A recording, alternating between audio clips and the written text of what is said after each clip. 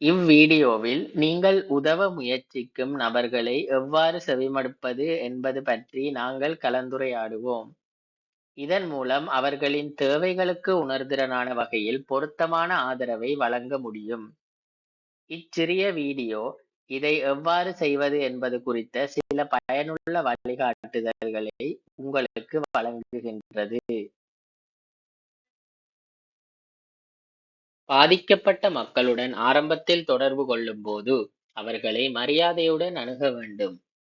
உங்களின் பெயர் மற்றும் நிறுவனத்தின் பெயரைக் கூறி உங்களை அறிமுகப்படுத்திக் கொள்ளுங்கள்.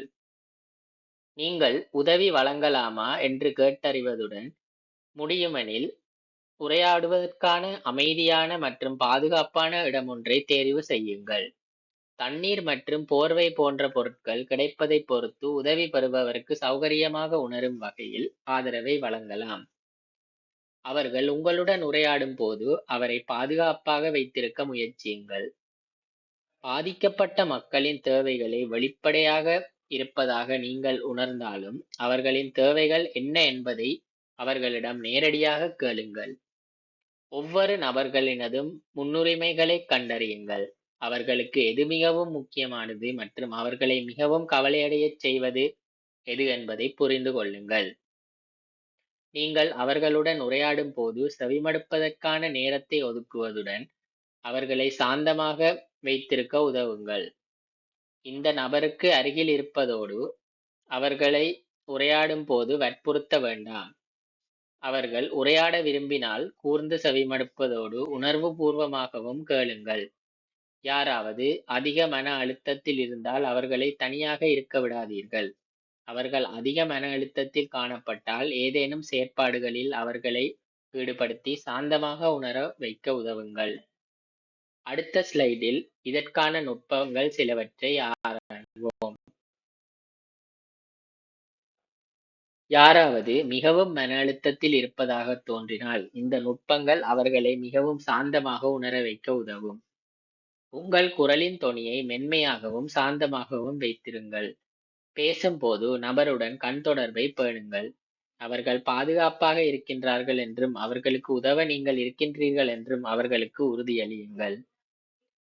யாரேனும் அவர்களை முழுமையாக தனிமைப்படுத்திக் கொண்டு மற்றவர்களுக்கு பதிலளிக்காமல் இருத்தல், அவர்கள் மிகவும் குழப்பமாகவும் யதார்த்தமான நிலைமையிலிருந்தும் உணர்வற்ற நிலையிலும் மனக்கலக்கம் போன்ற உணர்வுகளை கொண்டிருந்தால், அவர்களின் கால்களை தரையில் வைத்திருக்கும் போது எப்படி உணர்கிறார்கள் என்பதை கவனிக்கச் சொல்லி கூறுங்கள்.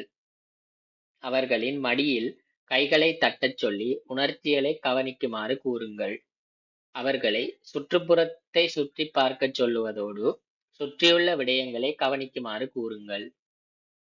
அவர்களை மெதுவாக சுவாசிக்கச் கூறுவதோடு சுவாசம் உள்ளிழுக்கும் போதும் வெளிவிடும் போதும் எப்படி உணர்கின்றது என்பதை கவனிக்குமாறு கூறுங்கள்.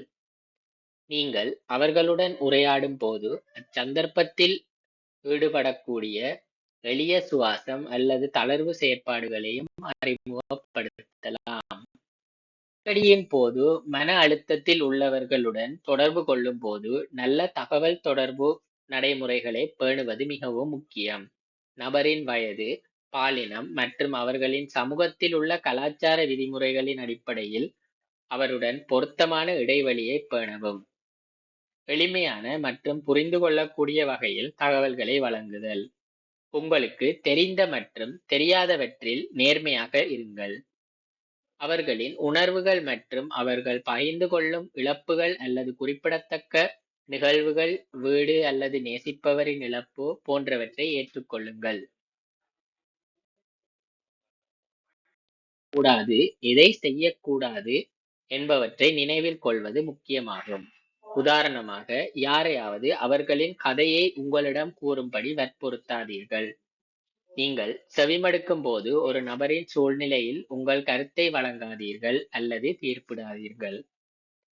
நீங்கள் அதை செய்திருக்கக் கூடாது அல்லது உங்கள் அதிர்ஷ்டம் நீங்கள் உயிர் பிழைத்தீர்கள் அல்லது மற்றவர்கள் உங்களை விட மோசமான நிலைமையில் இருக்கின்றார்கள் போன்ற விடயங்களை சொல்லுவதை தவிருங்கள். ஒரு நபரை நன்றாக உணர வேண்டும் என்ற நோக்கத்திலும் அவர் அவ்வாறு செய்தாலும் தவறான வாக்குறுதிகளையோ அல்லது தவறான உறுதிமொழிகளையோ கொடுக்காதீர்கள். மேலும் உரையாடலின் போது அந்த நபரின் அனைத்து பிரச்சனைகளையும் நீங்கள் முயற்சி செய்து தீர்க்க வேண்டும் என்று நினைக்க வேண்டாம்.